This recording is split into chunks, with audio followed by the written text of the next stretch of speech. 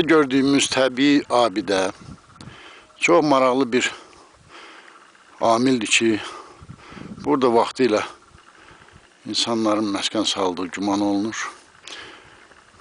Bu yerli əhali tərəfindən Qız Qalası adlandırılır. Yəqin ki, bizim Bakı Qız Qalasına uzaqdan baxanda oxşarlığı olduğuna görə belə adlandırıblar. Hər halda çox möcüzəli bir təbii abidədir. Abidə ətrafında andezit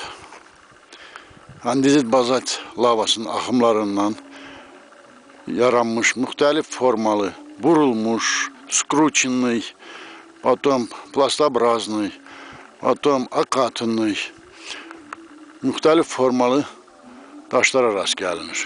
Ərazidə müşahidə olunan